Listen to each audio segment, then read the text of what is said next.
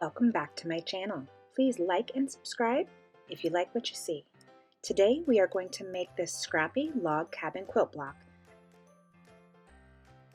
I went through my scrap bag and tried to figure out exactly what color scheme I wanted to go for. Did I want a completely scrappy quilt block, or did I want to stay with a particular color theme?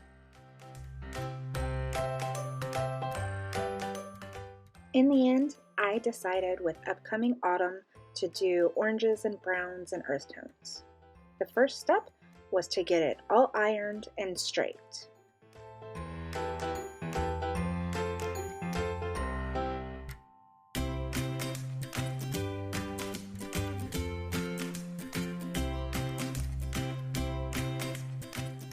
The log cabin quilt block is the first quilt block that I fell absolutely in love with. I love the shape, I love the repetition. It just makes me happy. What's your favorite quilt block? If you're doing your quilt block like mine, you're just going to iron all of your fabric in order to cut your strips out of.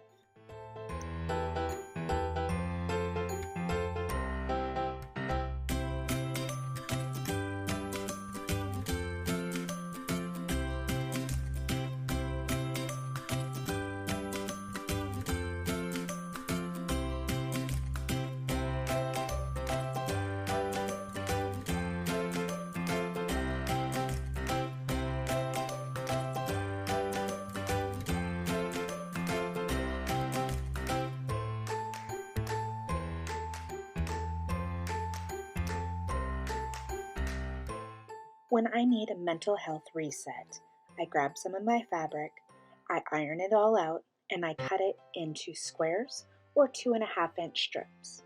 Then I take those squares or strips and I put them in Ziploc bags or Tupperware container so I can pull them out when I need to make a quilt block like this or one of my other scrappy quilt blocks. This is a bag of the 2.5-inch strips. I only had one orange that I could take out of this bag, which is why I cut up a lot of scraps.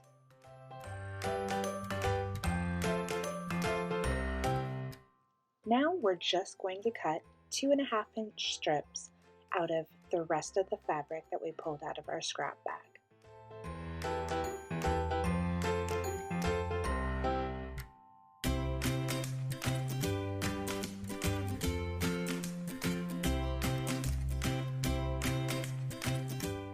For this block, you're going to sew two 2.5-inch squares together for the middle.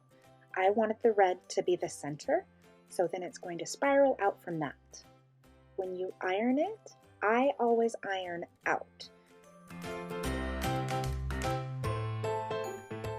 With the scrappy blocks, I lay them down and then I try on different strips to see what works. Some will and some won't. Go ahead and stitch along that side. Iron out. The goal of the log cabin quilt block is to sew your strips on around that center square. So sewed on one and then we're just going to continue going around that square. I don't trim my strips down until after I've sewed them on the block already.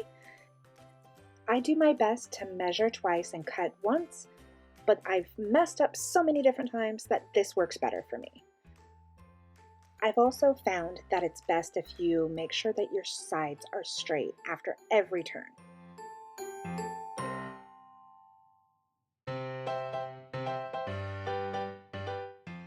When I line up my ruler, I line up the lines on the stitch lines on these first couple go-rounds of the center.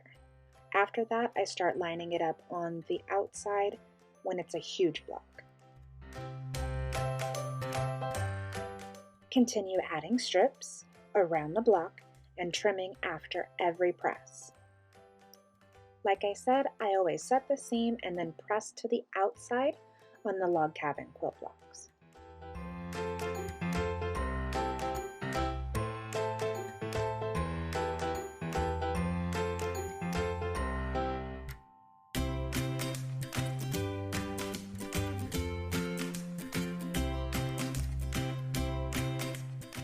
Sometimes I get lost when I get to this point and I try to figure out which side I'm supposed to go to next.